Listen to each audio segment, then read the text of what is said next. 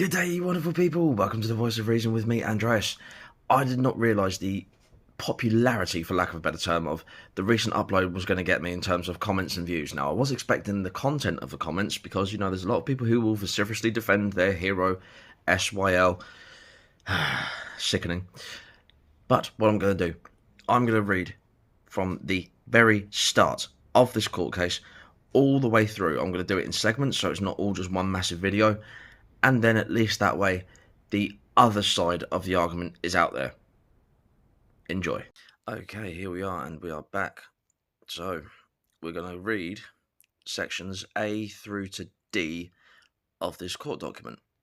So, the Honourable Mr. Justice Nicklin, lunchtime, 25th of October 2018, there was a short altercation between two pupils on the playing field of Almondbury Community School in Huddersfield.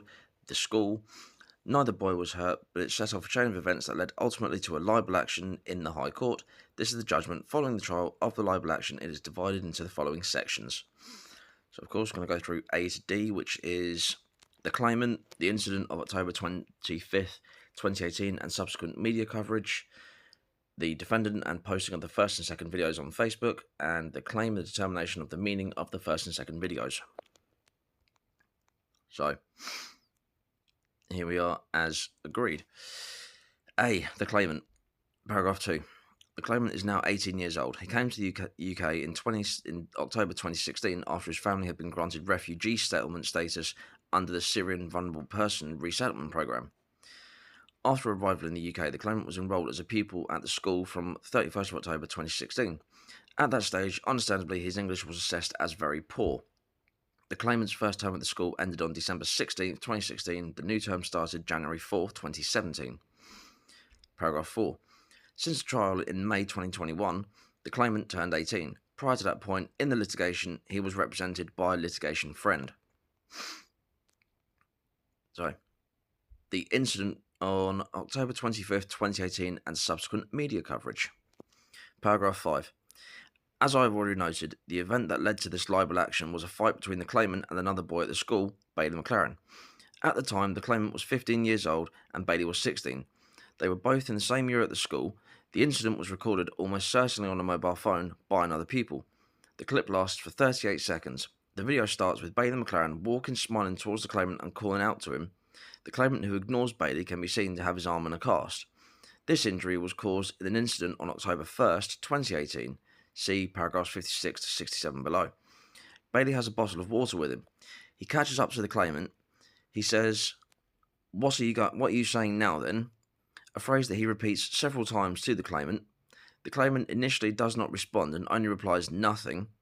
When the question is repeated by the older boy, Bailey then grabs the claimant by the throat and forces him down to the ground. On the ground, the claimant lies on his back, being held down by the throat by Bailey. Bailey continues to shout at the claimant and, holding him down, pours water over his face from the bottle he was carrying. Whilst doing so, he shouts at the claimant, you bastard, I'll drown you." After that, he releases the claimant, who gets up and simply walks away. At no point does the claimant offer any violence to Bailey or do anything to provoke the incident. In this judgment, I shall refer to the 25th of October 2018 attack on the claimant as the playing field incident. Paragraph 6. It is impossible from the recording to identify any motivation behind the playing field incident. No racial abuse is directed at the claimant during the incident. There does appear to be an element of premeditation in the attack. I draw that conclusion from the fact that the video recording starts before the incident begins, and the person recording the footage is already walking directly alongside Bailey. The person making the recording, I infer, has already been made aware that Bailey is about to attack the claimant, and so begins recording in advance in order to capture what happens. Paragraph 7. As appears to be common these days, the video of the playing field incident was then shared amongst pupils at the school. Shortly after the event, for reasons that will become apparent, this has become known as the viral video. Paragraph 8. The claimant reported the playing field incident to staff at the school when the claimant's parents saw the recording. They decided that the incident should be reported to the police. A copy of the police record of the complaint records it as a suspected hate crime, reported at 5:29 p.m. on 26th of October 2018. The details of the incident are recorded as, quote, Victim was walking across the playing fields within school grounds when suspect approaches victim, grabbing him, pushing him to the floor. Suspect sits on top of him, holds him by the neck and squirts water from a bottle into victim's face. Victim then walked away from the scene. Other pupils from the school videoed the event. Victim believes this is a racially motivated attack due to being a Syrian refugee and Muslim. Paragraph 9. Bailey was interviewed by the police on 6th November 2018. In his statement for these proceedings, Bailey claimed that he initially denied the playing field incident to the police, but after they had shown him the viral video, he admitted his involvement. Bailey subsequently accepted a police caution for common assault.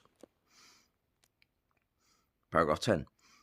The immediate events before the playing field incident were the subject of some evidence during the trial. Earlier that morning, the claimant and Bailey had both been together in the science lesson. There had been an incident involving the claimant's coat, which the claimant had thought that Bailey McLaren had stepped on deliberately. The claimant swore at Bailey. Bailey admitted grabbing the claimant by the throat. Bailey was excluded from the class and put on call, which meant he had to report to another area of the school. Paragraph 11.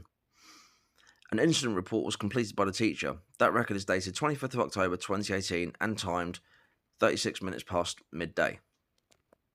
Quote, something happened between Bailey and Jamal. It resulted in Bailey shouting at Jamal angrily about him swearing at him. At one point, Bailey had his hand at Jamal's throat. I got in between them and sent Bailey outside to calm down. After this, Bailey said, I'll kill him and I'll headbutt him. Jamal swore at the point, F off. Bailey said, I'll stab you with a knife, whispered. As I explained further below, many of the documents presented in evidence at the trial were redacted before they were provided to the parties. When I quote from documents and it's been possible from the context to work out the name that has been redacted, I have included that in square brackets. Paragraph 12. The underlined words in the record are in different handwriting. Bailey denies having threatened to stab the claimant.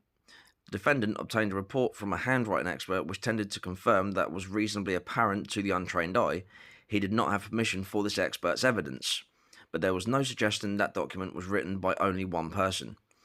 As I noted during the trial, there are other similar incident reports that have been included in the trial bundles.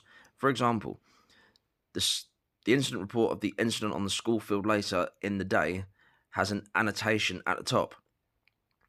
Quote, where is this statement from the classroom? End quote. In handwriting that appears similar to the underlined words.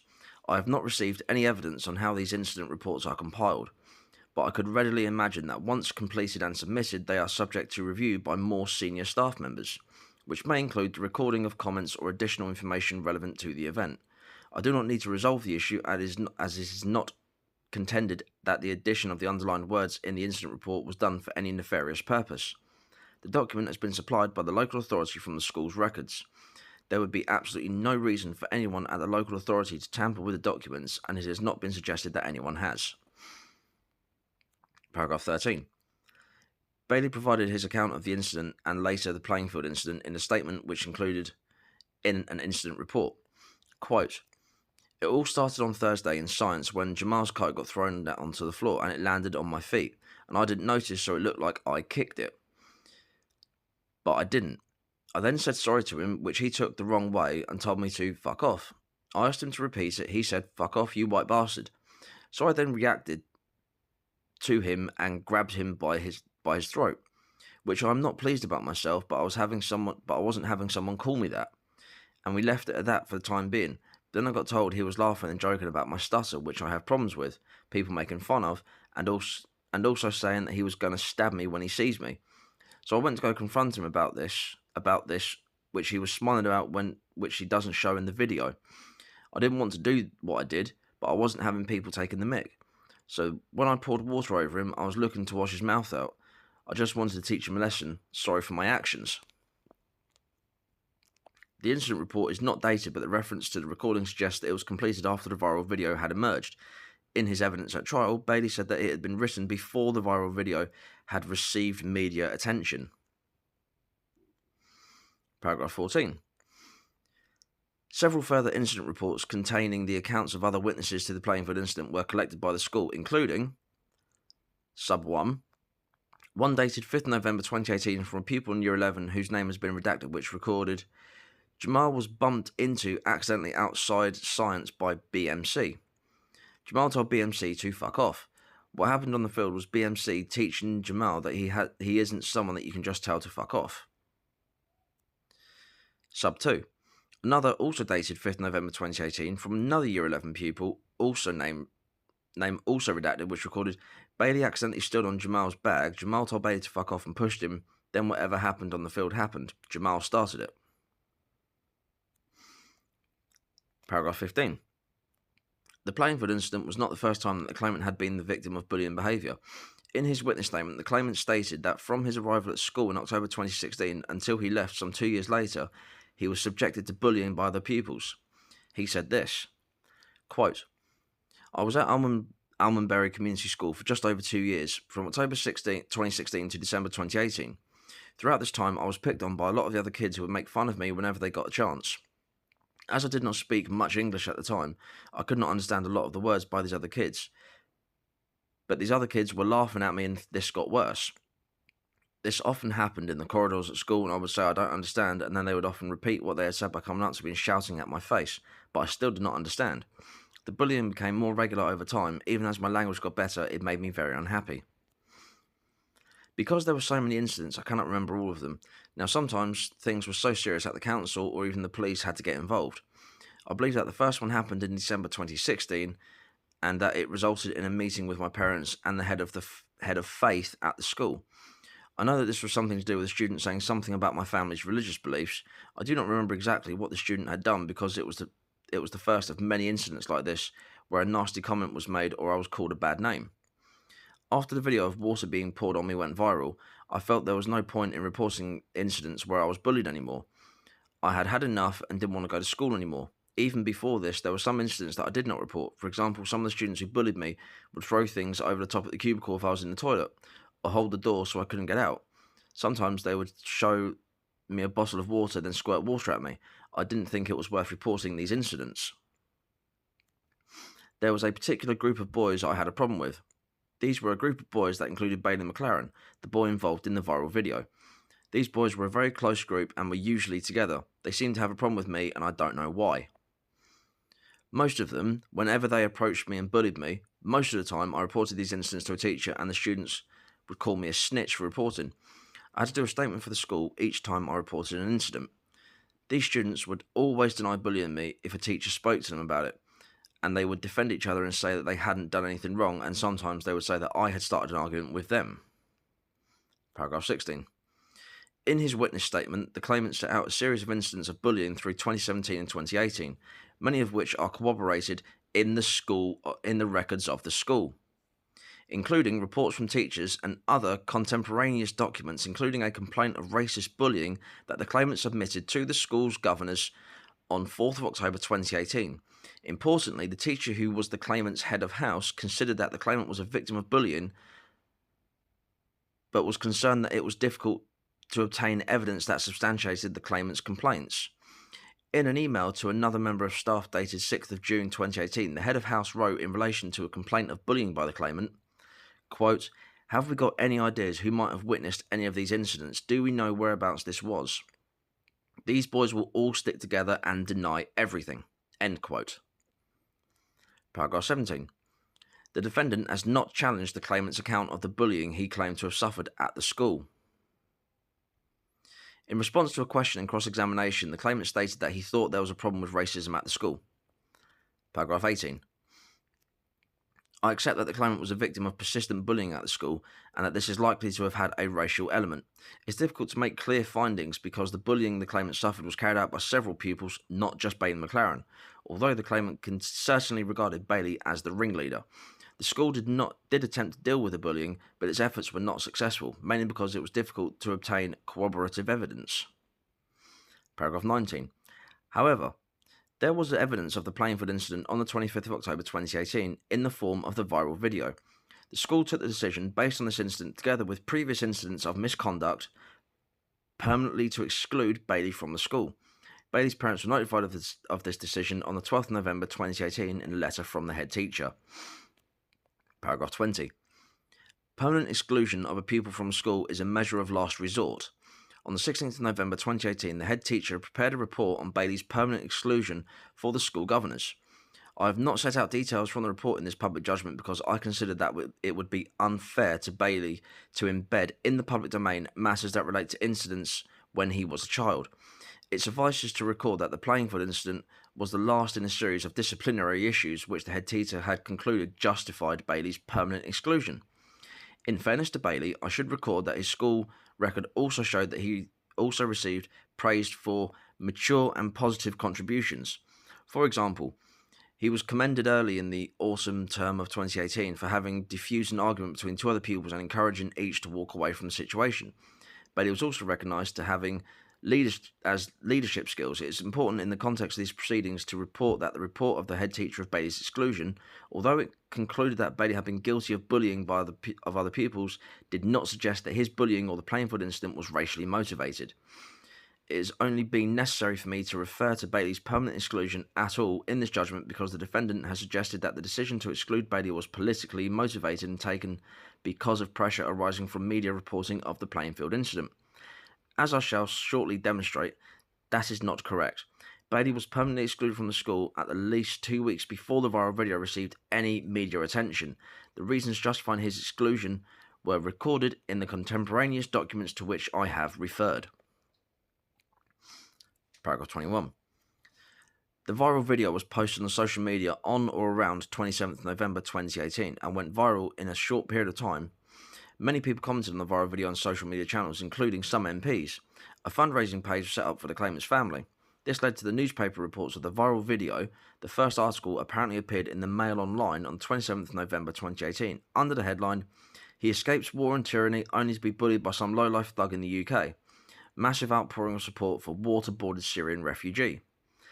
As donations soar past £108,000 after attack that shocked the nation, the Mail Online article also made the viral video available to readers as part of its coverage. The article, which did not name Bailey, claimed that he had previously posted far-right material and shared posts from the defendant, Stephen Yaxley-Lennon. Although there were no direct evidence that the playing field incident had been racially motivated, the event quickly became perceived as an example of racist bullying. An article in The Sun on 28th November 2018 was published under the headline, "I'm no bully. Shameless bully who waterboarded Syrian classmate blames the victim and says he's not racist." A further article published later that day by The Sun reported that Bailey's family had been driven out of their home in the middle of the night by vigilantes. Section C. Defendant and the posting of the first and second videos on Facebook. Paragraph 22. It was in the midst of this media controversy over the playing field incident that the defendant decided to add his contribution. Stephen. In 2018, the defendant used his Facebook account as a principal platform for communicating and publicising his views. He posted 2 separate videos of him speaking about the playing field incident on 28th and 29th of November, the first video and the second video. An agreed transcript of what the defendant said in these 2 videos is set out in the appendix to this judgment. What the defendant said in those videos has led to these liable proceedings. Paragraph 23. The defendant is a well-known public figure on the political right, perhaps better known by the name Tom Robinson. He became a member of the BNP, British National Party, in 2003.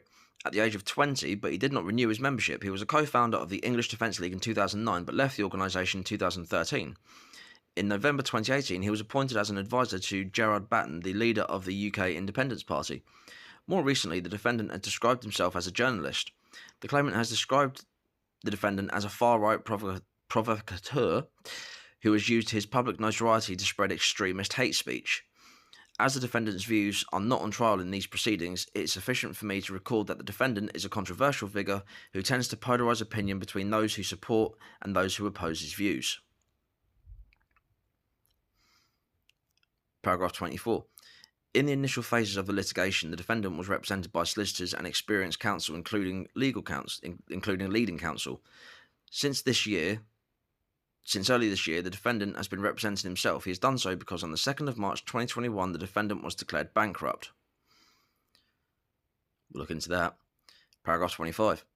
The defendant has therefore taken on the burden of representing himself at the trial of this action. I recognise this has been a difficult job, as it can be for any litigant in person. The defendant has had the assistance of a Mackenzie friend, Daniel Lockwood, throughout the trial.